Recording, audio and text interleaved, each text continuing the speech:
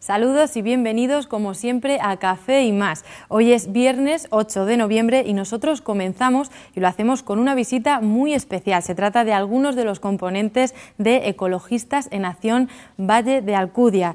Ellos nos explicarán cuál es la labor que ejercen desde la asociación y también nos presentarán su próxima ruta. Además, trataremos más asuntos que les avanzamos, como siempre, brevemente en el siguiente vídeo. En el programa de hoy nos visitan algunos de los componentes de Ecologistas en Acción Valle de Alcudia, una asociación ecologista y cultural de la comarca del Valle de Alcudia y Sierra Madrona. Hoy nos cuentan, entre otros asuntos, su próxima ruta senderista Garlitos-Siruela, una ruta por la zona de especial protección de aves Sierra de Siruela. Hoy viernes nos trasladamos a la sede de Cruz Roja en Ciudad Real para hablar sobre la campaña En realidad no hace gracia, con Rosa Benítez, coordinadora del Plan de Empleo de Cruz Roja en Ciudad Real. Todo esto hoy aquí en Café y Más.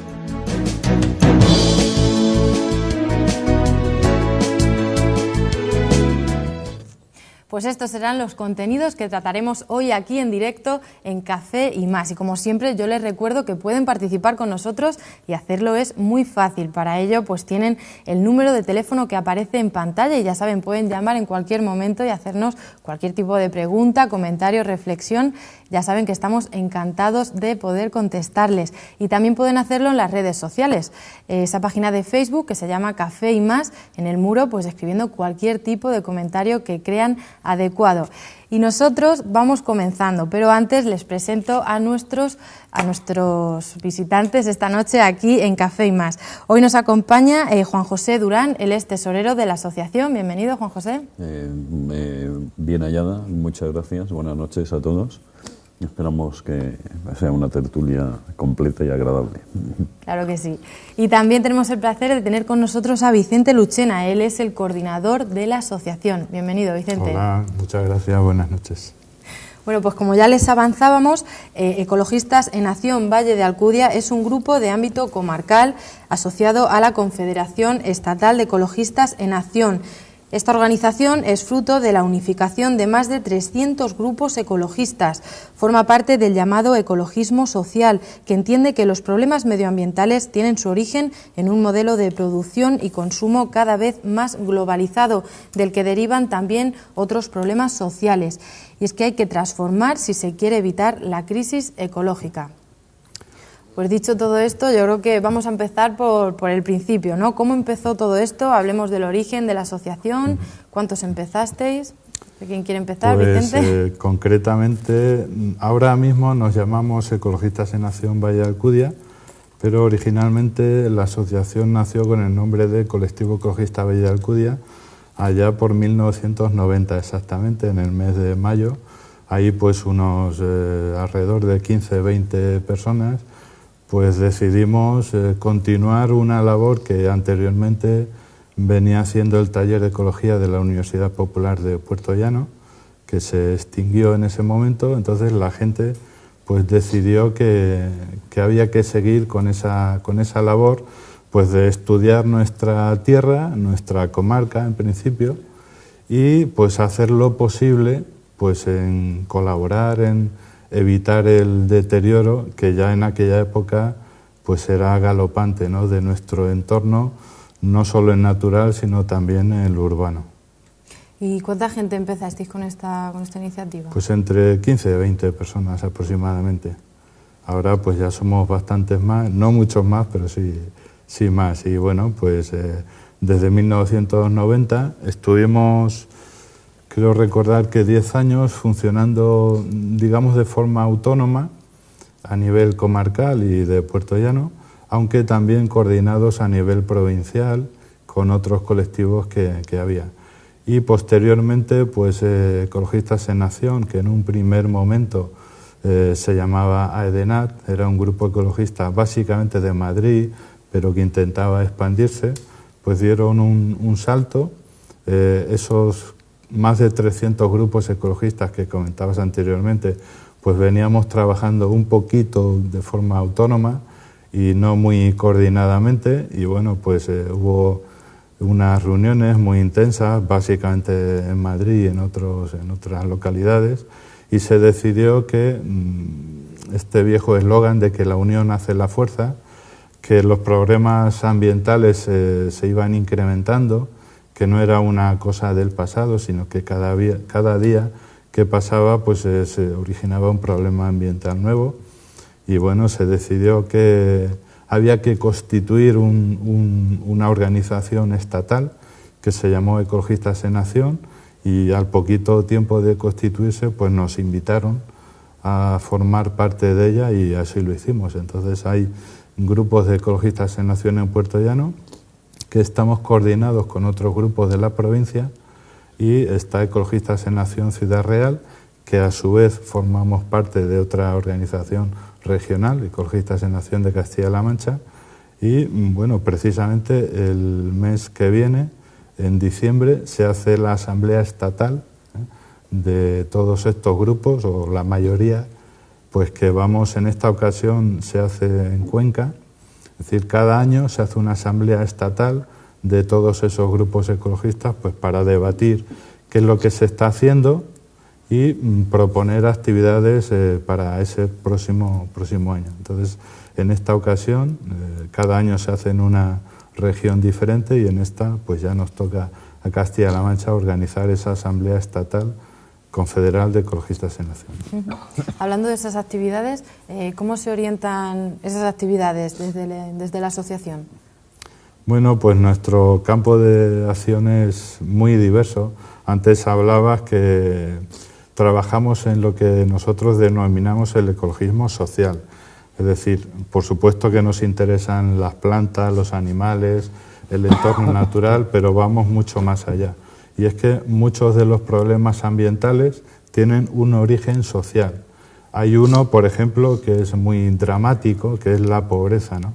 Pues la pobreza lleva consigo no solamente ese poder adquisitivo muy limitado o paupérrimo en muchos casos, sino que es el origen de muchos otros problemas que a su vez inciden no solamente en los entornos naturales, en los bosques, en la fauna, sino que inciden muy directamente en la población humana, que a nosotros nos parece que tiene tanta necesidad de ocuparse de ella como esos otros vectores ambientales, ¿no?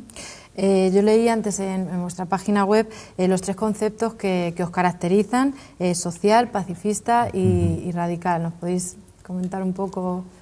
Sí, pacifista es evidente. Nosotros pensamos que la solución a cualquier tipo de problema, ya sea ambiental, ya sea humano, aunque el humano también está dentro de lo ambiental, debe de solucionarse pacíficamente en todos los casos, ¿no? Pensamos que todos los problemas tienen una solución pacífica, a poco que los agentes intervinientes se preocupen de ello, ¿no? Ninguna guerra, por hablar en plata, es inevitable, ninguna. Todos los conflictos tienen una solución pacífica, a gran escala como las guerras internacionales, o a pequeña escala como los conflictos interregionales, ¿no? El otro era... pacifista, radical y social. Social, lo que comentábamos antes, nos movemos dentro del ecologismo social. Nos parece que no es algo independiente, no hay cajas estancas, y que por un lado está la naturaleza, por otro están los seres humanos. Nos parece que todo está relacionado, y cualquier actuación pues debe intervenir en todos los sectores. Y luego, por último, radical. Nos gusta decir que somos radicales, pero no en el sentido que muchas veces se le da a ese extremo como una cosa extremista. Nosotros pensamos que somos o intentamos ser radicales porque ante los problemas ambientales hay que actuar siempre sobre las raíces del problema. Es inútil, por ejemplo, hablando en un tema muy concreto, es inútil intentar proteger las águilas imperiales, proteger los nidos, por ejemplo, si no protegemos el hábitat. Es decir, muchas especies están desapareciendo porque estamos eliminando, estamos destruyendo su hábitat. Entonces, no tiene sentido pues los ejemplares que puedan estar enfermos, que caigan por disparos, etcétera, pues actuar sobre, digamos, igual que haría un médico, además de actuar sobre los síntomas, si tenemos una fiebre, pues habrá que actuar sobre esa fiebre, pero siempre un buen médico, en este caso, iría a buscar la raíz del problema, de qué se deriva esa fiebre para intentar evitar el problema, ¿no? Entonces nos gusta ir a la raíz, además de actuar sobre las consecuencias. Un problema serio no se va a solucionar si no actuamos sobre esa raíz del problema, ¿no? ¿Y qué tipo de actuaciones lleváis a cabo? Porque actividades son más para evaluar un poco, ¿no? Para proponer alternativas y pues un poco desarrollar esas campañas reivindicativas, ¿no? Para Juan José. Bueno, las actividades son múltiples desde el punto de vista de los 3 parámetros que has comentado tú, y desde el ecologismo social, pues hay múltiples actividades. Desde luego en los congresos, congresos confederales que a nivel del Estado salen documentos elaborados por personas con una preparación exquisita y de excelencia, que hablan de todo tipo de cosas, como energía, por ejemplo. Hay un documento que a mí especialmente me gusta mucho, de Ecologistas en Acción, que es en el Horizonte 2020, es las propuestas de energía para 2020, es que habla de cómo manejar la evolución de las energías respecto al carbón, el gas natural, las energías renovables, por ejemplo, ¿no? Entonces hay documentos muy serios en todos los niveles, ¿no? Las acciones son acciones reivindicativas de algún tipo cuando surge algún problema. Bueno, no quería comentar directamente, pero es un tema flagrante, el tema del ATC de Cuenca, ¿no? Pues se está haciendo un recorrido de un teórico bidón radioactivo y se está llevando por toda la comunidad autónoma. Andaba por Campo de Criptana, me parece que tenía que ir a Manzanares, o no estoy seguro. Hacia Alcázar. Y entonces, bueno, hay acciones de ese tipo.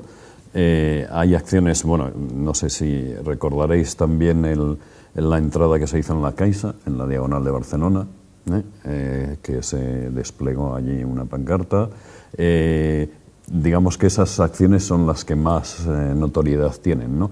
Pero hay un trabajo de fondo, y vuelvo a decir, de gente muy preparada, que yo pienso además que debían ser trabajos consultivos, como mínimo consultivos para todas las administraciones. O sea, es un desprecio total a gente que está muy preparada y que está muy preparada en determinados temas de especialidad, que deberían de tenerse en cuenta, por lo menos, a nivel consultivo, ¿no? Y se les debería llamar a las mesas, ¿no? A las mesas de negociación, a las mesas de creación de planes, de decretos, etcétera. Es algo, ya te digo, hay múltiples, no podemos enumerar. Luego están las rutas senderistas, por supuesto, las actividades más cotidianas, digamos, ¿no? Las actividades más regladas, si se quiere decir, ¿no? Y entonces, en las que hay un contacto directamente con los hábitats para disfrutar de ellos, ¿no? Por ejemplo, ¿no? ¿Qué es lo que más se denuncia desde la asociación? ¿Cuáles son los principios ideológicos los que os movéis? Bueno, básicamente pues nos preocupa la tierra, ¿no? Nuestro entorno cercano y el lejano. Pero como somos un grupo de ámbito comarcal, pues intentamos que en el ámbito de la comarca del Valle de Alcudia, Sierra Madrona y Puerto Llano, pues estudiarla, tener un conocimiento lo más fidedigno de ella y bueno, pues denunciar aquellas agresiones ambientales que se suceden y que nos parece que se podrían evitar y bueno, en último extremo, cuando ya se ha producido pues un vertido, podemos poner varios ejemplos, pues no hay más remedio que denunciarlo pues ante la autoridad competente. Recuerdo ahora en este momento pues un día de paseo por el Valle de Alcudia, que yendo por la orilla de un arroyo con el agua límpida y transparente, pues comprobamos que había tiradas en el propio cauce del arroyo pues como 30 o 40 bidones con restos de pintura.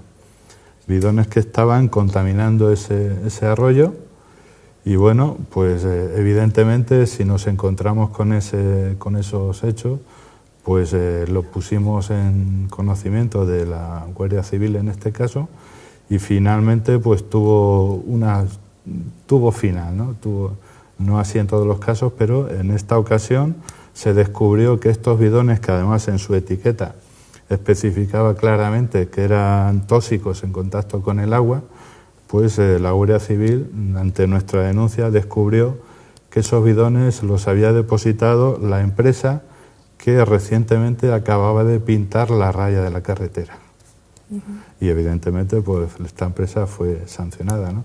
Es una acción que a nadie le gusta, nosotros no vamos por ahí buscando qué podemos denunciar en absoluto, eso es algo que nos disgusta realmente, pero dado que la realidad es la que es, que hay mucho desaprensivo suelto, que hay ciudadanos que no cumplen con sus obligaciones de respetar el entorno, las administraciones públicas pues dejan bastante que desear.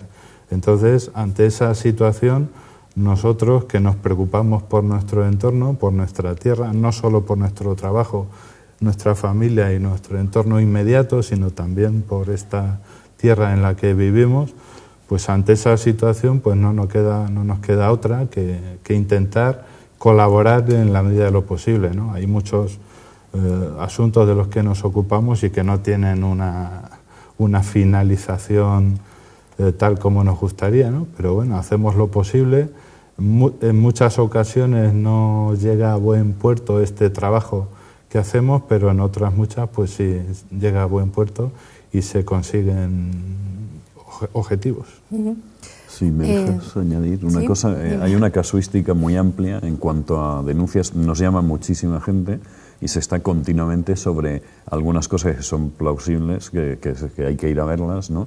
Y observar si es necesaria una denuncia, ¿no? Pero hay un trabajo de fondo que es el que quizá menos conoce el público, y es que, por ejemplo, se alega a los planes generales, a los planes de ordenación municipal, que se llaman ahora los POM. Entonces, ahí, desde el punto de vista no solo medioambiental, porque hablamos de ecologismo social, sino de la parte económica de los POM y de las partes urbanísticas, se hacen alegaciones sobre vallados de fincas, se hacen alegaciones sobre caminos, sobre desvío o corte de caminos. O sea, es muy amplia y hay una casuística, la actividad es muy amplia y hay una casuística enorme, ¿eh? Juan José, Vicente, voy a aprovechar y seguimos, porque nos tenemos que ir unos minutos a publicidad. No se vayan, enseguida volvemos y seguimos hablando de todo esto.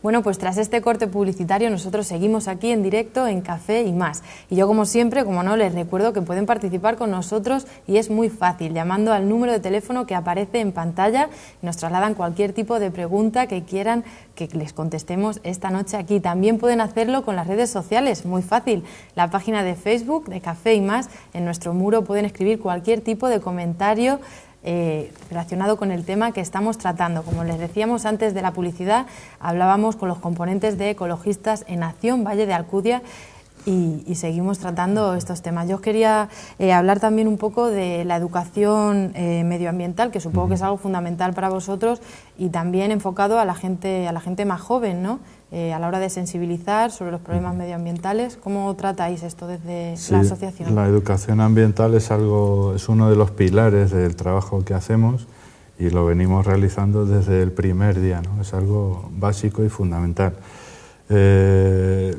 Ofrecemos charlas, talleres, itinerarios interpretativos, básicamente pues en centros educativos. Nos ponemos en contacto o se pone en contacto con nosotros desde colegios, a institutos, asociaciones, otro tipo de colectivos. Entonces, pues según la idea que tengan, pues más o menos orientamos en lo que se puede hacer, ¿no? La idea es, pues, esos niños, esos jóvenes, pues que tengan también otro punto de vista, no directamente el académico, que bueno, muchas veces la rutina diaria de los centros educativos, pues en muchas ocasiones no permite pues hablar de estos temas, ¿no? Aunque es algo que siempre se dice que es una asignatura transversal, la educación ambiental, pero a veces no se tiene el tiempo necesario para ello. Pero bueno, hay muchos centros, con casi todos los centros hemos trabajado ya a lo largo de tantos años, y bueno, según la edad, pues así se hace una actividad o se hace otra, ¿no?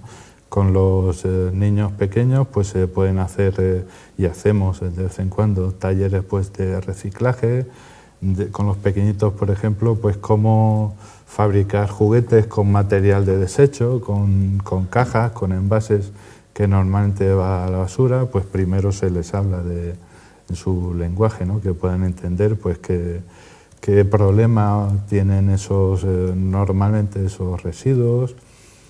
Con los chicos ya más mayores pues se puede hablar de temas más complejos, pues como el mundo de los residuos, pero ya desde otro punto de vista, ¿no? De las consecuencias ambientales que tiene la vida en la que estamos imbuidos, ¿no?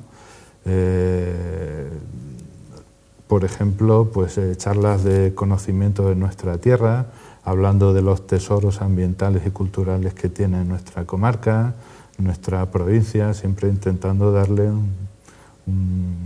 una forma de hacer un poco más lúdica, fuera ya del trabajo diario en los centros educativos, ¿no? En muchas ocasiones pues también nos piden realizar excursiones. Intentamos que sea no solamente ir a andar y disfrutar del entorno, sino que también pues hacerles ver pues lugares concretos que son importantes, como un yacimiento, pues a veces hablarles del suelo, de las plantas, de una construcción antigua. Es decir, se trata de que conozcan, en ese itinerario, conozcan mejor el lugar por donde se ha recorrido, por donde se ha hecho el itinerario.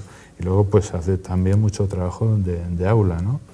Por ejemplo, tenemos un taller que es el de fabricar papel reciclado, ¿no? Entonces los chicos pues llevan papel usado, del que tienen para tirar. Entonces partiendo de ese papel viejo pues elaboramos papel nuevo que luego se llevan a su casa y que pueden usar pues para hacer lo que ellos quieran, ¿no? Desde pintar a la acuarela o hacer unas tarjetas de visita, en fin, o una felicitación, en fin, hay un campo muy, muy amplio, ¿no? de trabajo que hacer con los chicos. Y a la hora de concienciar a la población, ¿es complicado? ¿Soléis conseguir lo que queréis? Es complicado. Sobre todo con los más jóvenes es más difícil, ¿no? ¿Dónde creéis que es donde más flaquean? No, con los jóvenes es más sencillo, es más fácil, sí. Los adultos ya nos vamos maleando y cambiar las costumbres pues es mucho más complicado, pero bueno, también lo hacemos. Hay ocasiones en las que nos llaman pues una asociación de amas de casa, una asociación de vecinos y nos piden que hablemos sobre un tema concreto desde el punto de vista ambiental, ¿no? En general la gente suele ser muy receptiva. Otra cosa es nuestras acciones cotidianas, ¿no? Pero cuando haces pensar a la gente, pues rápidamente se cae en la cuenta y vemos que muchas de nuestras actuaciones cotidianas pues realmente son insostenibles, ¿no? Y no solamente estamos haciendo daño muchas veces a nuestra economía, a nuestra salud. Tenemos un taller, por ejemplo, de consumo en el que hacemos hincapié sobre los envases de los alimentos que nos estamos llevando a la boca diariamente, sobre los aditivos que llevan esos alimentos y que no en todas las ocasiones son inocuos, en muchas ocasiones pues generan enfermedades, algunas de ellas graves, en fin. Cuando haces caer en temas concretos a la gente, aunque no estén metidos en estos temas, realmente se asimilan con facilidad. Ya lo que se haga a partir de ahí ya escapa de nuestro control, ¿no? ¿Cuál sería el perfil de un consumidor responsable y cuáles son las consecuencias del modelo consumista que vivimos hoy?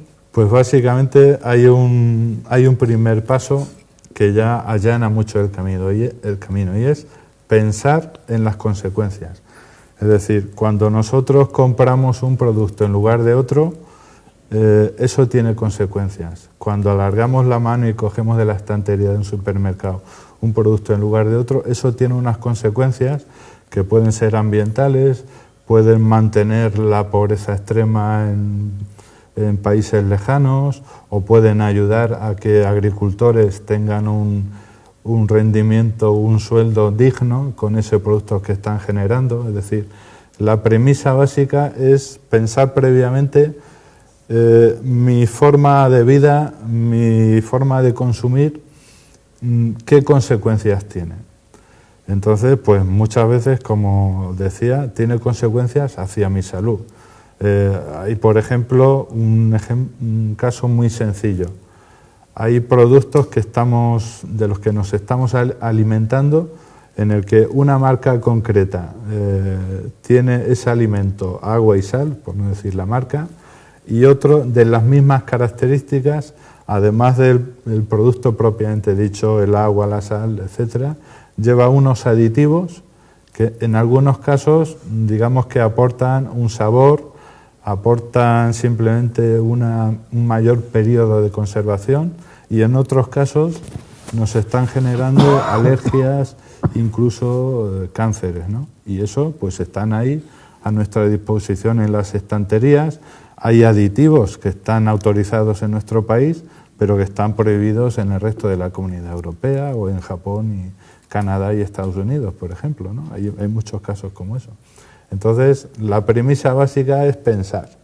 Mi forma de vida, mi forma de consumo, tiene unas consecuencias. Si yo hago esto, ¿qué consecuencias tiene? Luego ya está el hecho de que o me importa o no me importa. Si me importa, actúo en consecuencia, y si no me importa, pues bueno, sigo así, a veces dañando mi salud y a veces pues generando conflictos en otros países, ¿no?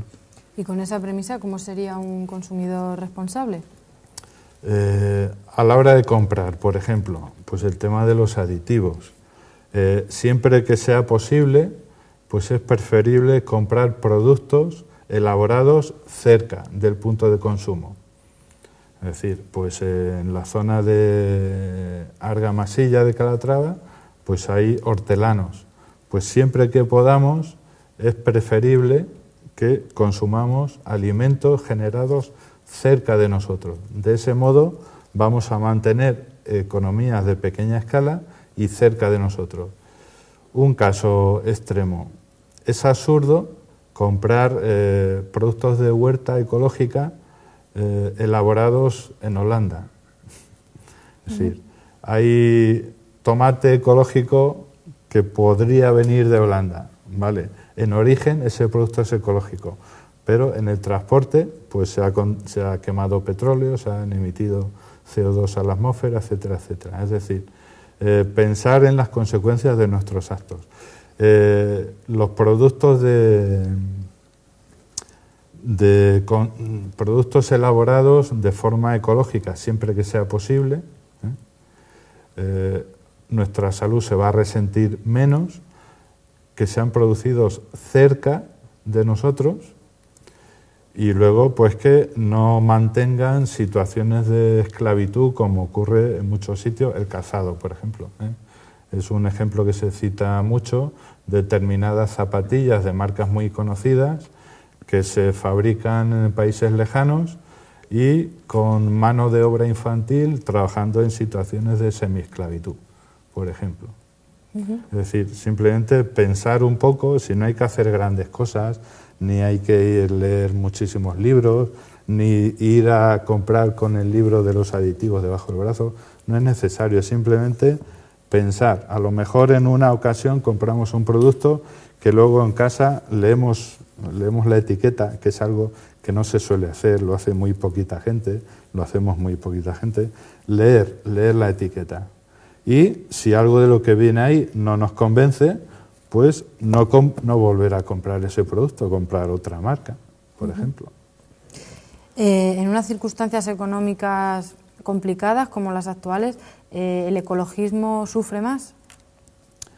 Pues sí, la verdad es que sí. Cuando nuestra asociación empezó a andar allá en 1990, pues ya había muchos problemas ambientales en nuestro entorno cercano y resulta que a estas alturas, en el año 2013, pues aunque algunos problemas, algunas situaciones han mejorado, pero en general el balance total es absolutamente negativo. Es decir, las agresiones ambientales que hay hoy en día son mucho mayores que las que había en los años 90.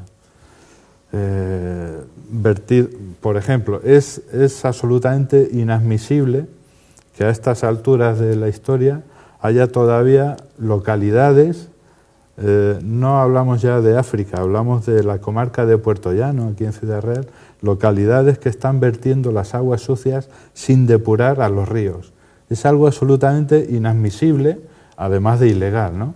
Bueno, pues hay poblaciones que están echando sus aguas sucias, hablando en plata, el agua y lo que lleva la cisterna de nuestro retrete va sin depurar directamente a muchos de los ríos de nuestra provincia. Eso es algo inadmisible, ¿no? Es algo totalmente inadmisible. Y sin embargo, hoy se da.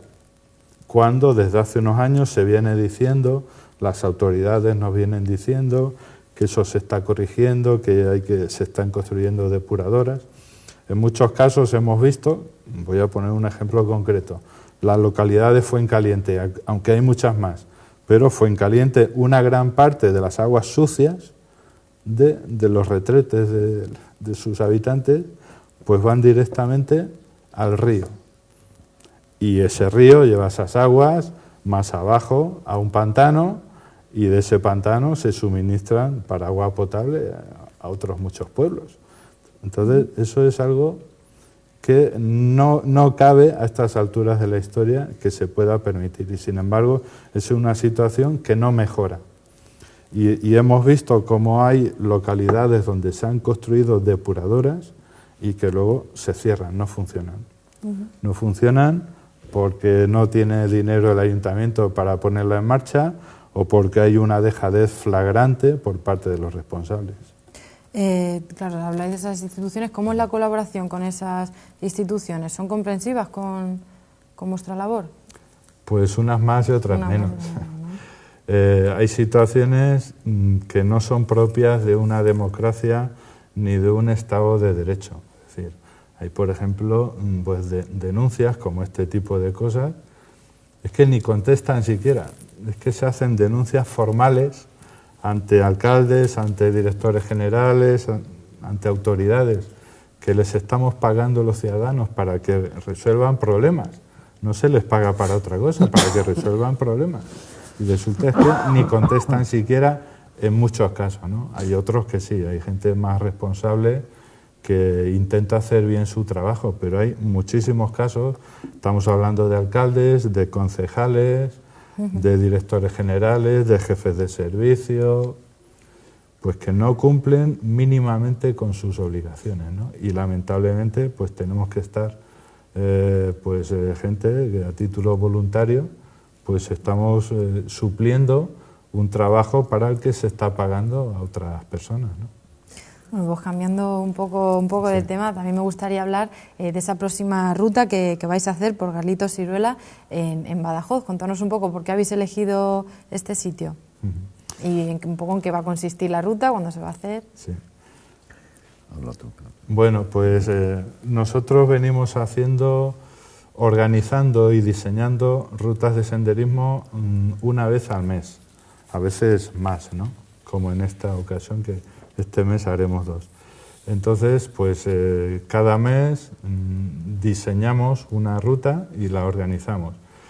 En el origen de nuestro colectivo, de nuestra asociación, pues íbamos haciendo las rutas pues, en nuestro entorno inmediato, saliendo incluso andando desde Puerto Llano o Hinojosas o Cabezarrubias. Entonces, pues a medida que va pasando el tiempo, ya llevamos alrededor de 200 rutas senderistas realizadas, que son muchas, sí. Pues nos vamos, digamos, expandiendo. Entonces, sin abandonar hacer las rutas, caminar por los senderos, los caminos de nuestra comarca, pues también hacemos salidas a las provincias limítrofes y a todo el país, ¿no? Hemos hecho pues rutas por los Pirineos, Picos de Europa, Sierra Nevada, la Sierra de Madrid, pero bueno, en esta ocasión, este próximo domingo, pues vamos a ir a la Sierra de Siruela, que está en la provincia de Badajoz, pero ya muy cerquita de la de Ciudad Real. Es una sierra que está declarada ZEPA, Zona de Especial Protección para las Aves, una sierra muy interesante, muy bien conservada.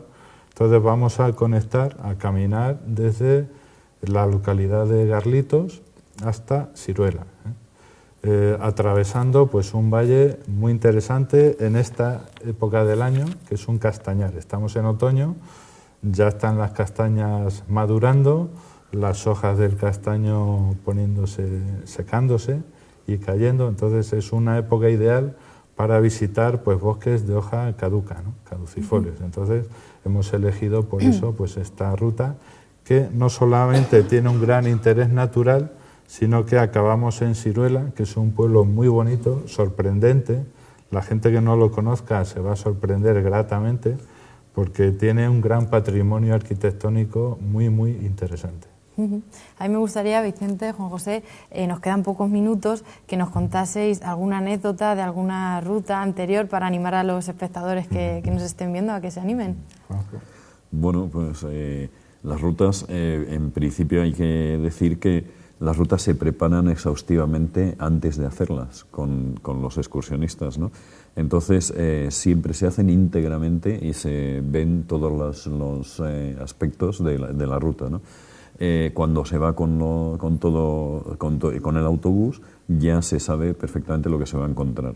Pero bueno, a pesar de eso, incluso provocando eso, pues una de las anécdotas a lo mejor curiosa es que en una de las rutas hubo que descalzarse para pasar un arroyo, ¿no? Pero simplemente porque era suficientemente caudaloso como para tener que descalzarse, no podías pasarlo directamente calzado, ¿no?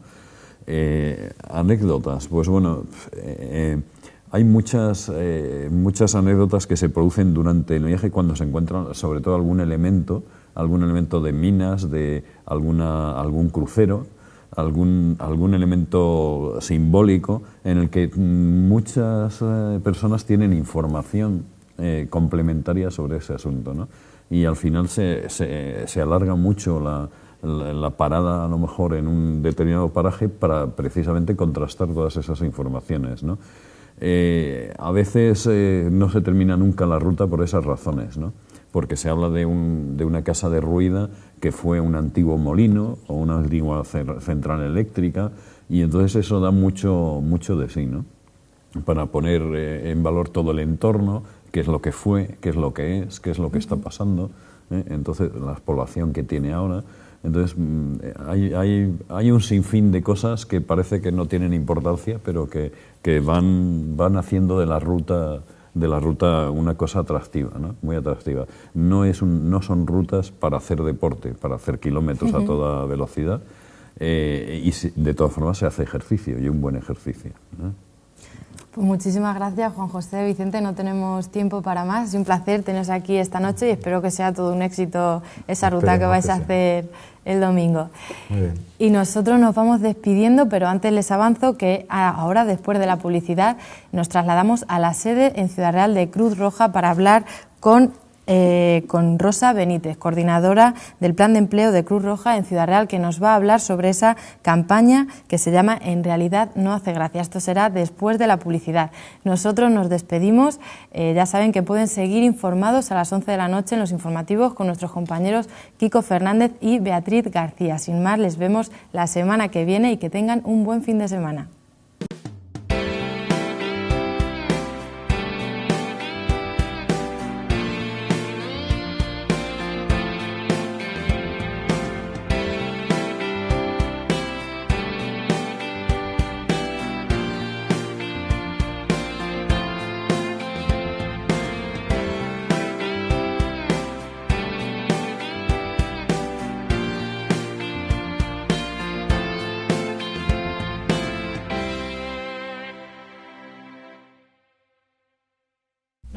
en la sede de Cruz Roja, Ciudad Real, con Rosa Benítez, coordinadora del Plan de Empleo Cruz Roja en Ciudad Real. Rosa, en primer lugar, bueno, pues coméntanos un poco en qué consiste esta campaña, cómo surge con este nombre, ¿no? En realidad no tiene gracia. Bueno, esta campaña, primero muchas gracias por habernos invitado a vuestro café. Y bueno, comentaros que esta campaña surge un poco por la necesidad que hay de hacer un poco partícipe a la sociedad y dar a conocer la situación en la que se encuentran determinadas personas que están en riesgo de exclusión social.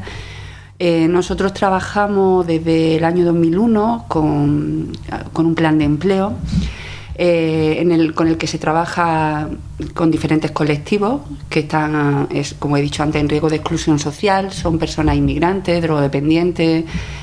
Actualmente trabajamos también con jóvenes con baja cualificación, con parados de larga duración, en fin, muchas personas que hoy en día están afectadas por esta situación de crisis. Entonces, el trabajo que hacemos con ellos vemos que necesita un poco verse complementado con un trabajo de cara más a la sociedad, para dar a conocer y sensibilizar sobre la situación en la que se encuentran estas personas. ¿Y cuáles son los objetivos de la campaña? Pues fundamentalmente es intentar disminuir o destruir en la medida de lo posible las barreras, los prejuicios, los estereotipos que hay en relación a estas personas de cara a lo que es la inserción laboral. Muchas veces estamos observando y vemos cada día más que hay muchas personas que no acceden a un puesto de trabajo por su condición sexual, por su origen, por su religión. Entonces nosotros a través de estas campañas lo que pretendemos es fomentar que las contrataciones y el acceso al mercado laboral de estas personas que están en situación de exclusión social se haga en función de sus capacidades y en función de su talento, no que haya un rechazo precisamente por esas características que tiene. ¿Creen que a día de hoy la sociedad no está totalmente sensibilizada con esta situación de que haya gente que no puede acceder a esos puestos de trabajo? ¿Queda mucho por hacer? Sí, queda mucho por hacer. Además, ahora en estos tiempos que corren tan difíciles para todo el mundo, donde acceder a un puesto de trabajo es algo bastante complicado, porque es muy difícil para todos, estas personas que ya de por sí están en una situación de vulnerabilidad añadida, lo tienen mucho más difícil, y sobre todo las mujeres dentro de todo este grupo tan amplio. ¿Cuáles son las principales barreras que se suelen encontrar, por ejemplo, en el caso de las mujeres? Precisamente eso, el hecho de ser mujer y sobre todo mujer inmigrante, quizás es un poco el binomio que más difícil tiene su proceso de inserción y mantenimiento en el mundo laboral, por esa condición, por su origen, sobre todo cuando son mujeres de color, cuando son mujeres que vienen de Marruecos, de lugares donde no son de habla hispana sobre todo, y el hecho de ser mujer se les presupone que tienen responsabilidades familiares que le van a impedir pues desarrollar su trabajo de forma adecuada. Y Rosa, bueno, esta campaña ¿a quién va dirigida? En principio, sí, en principio va destinada a la población en general, para sensibilizar, porque creemos que en el fondo todo el mundo tenemos desde nuestra pequeña parcela la posibilidad de hacer algo, pero particularmente está destinado a esas personas que contratan, es decir, al mundo empresarial, porque son los que en definitiva al final contratan y dan esa oportunidad para acceder a un puesto de trabajo, y quizás sean ellos nuestros destinatarios diana. Respecto al nombre, en realidad no tiene gracia. ¿Por qué se utiliza el humor como recurso para esta campaña? Bueno, yo creo que lo del humor todo el mundo lo entendemos como una herramienta en realidad bastante potente, ¿no? A todo el mundo nos gusta reírnos, pasar un buen rato, entonces tratar ciertos temas que son un poco escabrosos en clave de humor es como que focaliza un poco la atención de una manera no tan seria sobre temas que son muy serios. Por eso en realidad se llama así. En realidad no tiene gracia, te ríes un poco con las viñetas que ves, con las cuñas publicitarias, con determinados recursos que estamos utilizando, pero el mensaje último siempre en todo es la frase esa: en realidad no tiene gracia. Son situaciones bastante difíciles y que a nadie nos gustaría vernos pasar por ahí. ¿Nos puedes hablar un poco también de las viñetas que estamos viendo en la parte de atrás tuya, de esos carteles? Son personajes inventados? ¿Son personas que existen? No sé. En concreto, estos que estamos viendo ahora mismo están hechos por un caricaturista, se llama Turcio, es hispano-cubano, y realmente no sé si corresponden a personas reales, supongo que sí, pero también es cierto que en esta campaña se está llevando a cabo a nivel nacional y sí que han participado personajes relevantes de cada zona, han participado ofreciéndose para ser caricaturizados. Ya te digo, esto en concreto no, pero hay otros personajes en otras zonas que sí que lo han hecho. ¿Es la primera vez que se realiza esta campaña o forma parte de otra actividad, otra iniciativa? No, la campaña ya se viene desarrollando hace un par de años. Siempre un poco en la misma línea, utilizando el humor.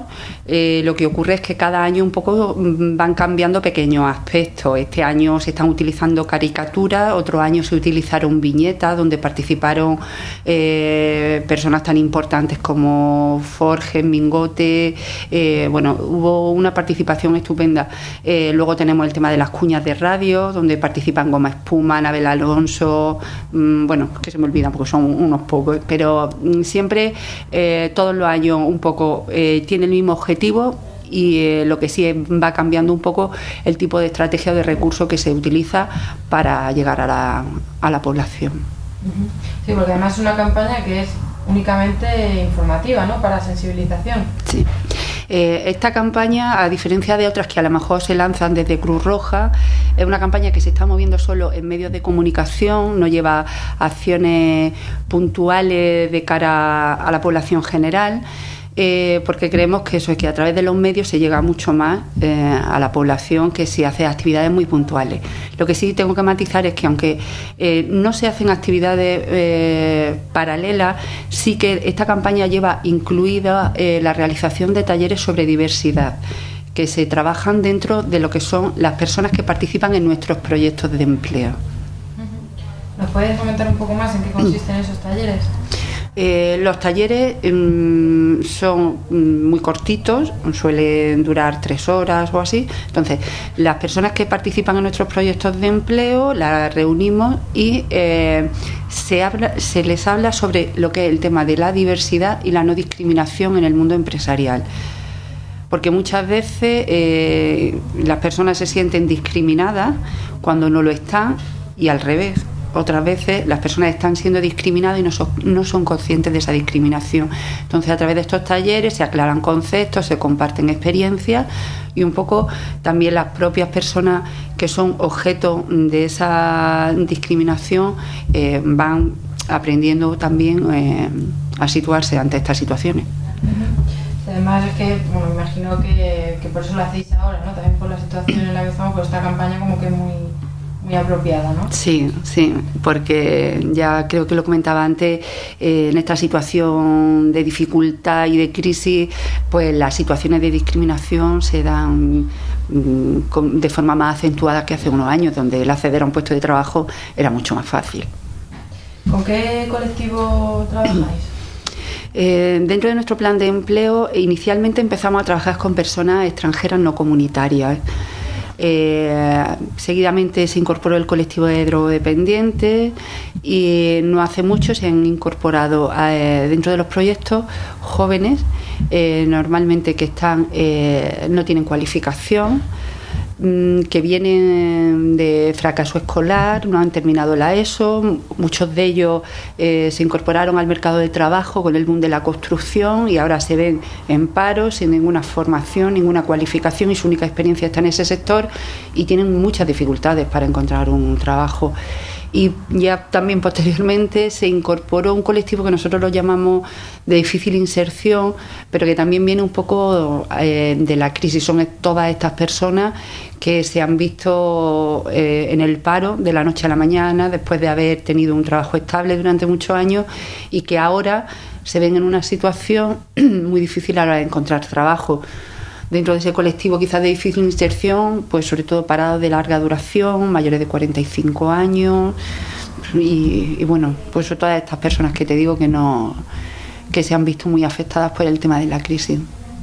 Personas que llegan así, que imagino que son muchas, bueno, son muchas. Sí. ¿Qué tipo de actividades se realiza con ellos? Nosotros trabajamos en todos nuestros proyectos con lo que llamamos itinerarios integrales de inserción. Es decir, nosotros no somos una bolsa de empleo. De hecho, cuando las personas vienen a informarse y dicen, vengo a apuntarme para encontrar trabajo, nosotros lo primero que hacemos es dejarle muy claro que no somos una bolsa de empleo. Nosotros trabajamos con un proyecto de itinerario y la persona tiene que implicarse en su proyecto de inserción. Yo no le puedo buscar trabajo a 600 personas que han pasado en el primer semestre por la oficina de Cruz Roja. Ya me gustaría a mí tener 600 ofertas debajo de la mesa para cada uno de ellos, pero eso es imposible. Entonces, en el equipo de trabajo que nosotros tenemos, lo que trabajamos es acciones de orientación laboral que se hacen o de forma individualizada y en grupo, porque muchas veces el grupo ayuda mucho a conocer, a situarse en el espacio, en el mercado laboral y demás. Trabajamos acciones de formación, tanto en lo que nosotros llamamos competencias transversales, que son un poco esas acciones que son válidas para cualquier tipo de trabajo, desde informática, carnet de conducir, manipulador de alimentos, no sé, muchas acciones, o personas que no son de habla hispana, el aprendizaje del castellano. Otro tipo de formación, ya que tenemos un poco más específica, está relacionado con lo que es el aprendizaje de un oficio. Hay cursos de cocina, camarero, mozo de almacén, no sé, ya hay una variedad un poco más amplia en función del perfil profesional de cada persona. Y luego está la parte quizás más importante, bueno, más importante no sería, sino que es una pata de esas tres que tiene muy importante, que es el tema del trabajo con el mundo empresarial, con el tejido empresarial. Salimos a visitar empresas, nos damos a conocer, ofrecemos nuestros servicios e intentamos captar ofertas para que estas personas puedan encontrar un trabajo. Rosa, hablando un poco de la evolución de la campaña en estos años, ¿cómo ha sido?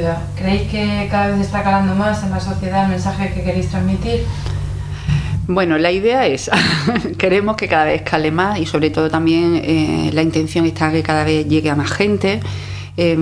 Cada año el hecho de que aparezcamos más o menos en la misma época con el mismo mensaje creemos que es importante y yo creo que sí, que poco a poco esta cosa es como la gotita en la piedra que va haciendo su trabajo lento, pero al final sí que cala.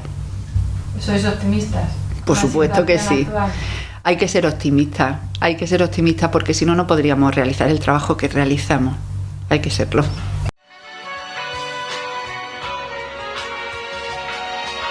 No puedo evitar sentir melancolía, si oyes suspirar. Hola, mi nombre es Liliana López, tengo 62 años y soy de Ecuador. Tengo 2 años de ingeniería pesquera, 3 años de ingeniería industrial. Tengo muchas ganas de trabajar. Hablo de 3 idiomas, inglés, francés y español. He hecho 2 cursos de formación profesional, uno de socorrista y otro de auxiliar de enfermería. Con todo esto creo que reúno todas las condiciones necesarias para ocupar el puesto vacante que tiene en su empresa.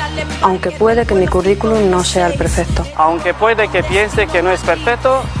¿Currículum tampoco es perfecto? O mejor, mi currículum no es el perfecto. Sé que mi currículum no es perfecto. Aunque supongo que ningún currículum es perfecto. Aunque quizás mi currículum no sea perfecto del todo y usted crea que se puede mejorar. Quieres soñar para jamás despertar, poder visualizar el mañana, poder palpar la suerte cuando toque a tu ventana, no más allá lejana, de un trabajo digno con el que progresar y ayudar a tu mamá y tus hijos. Vuelve pronto, le gritaba uno de ellos, dándote ánimos con su peculiar sonrisa. Mientras el otro no decía nada, tú le hablabas, no te miraba y apartaba la vista. Hasta pronto, os quiero familia.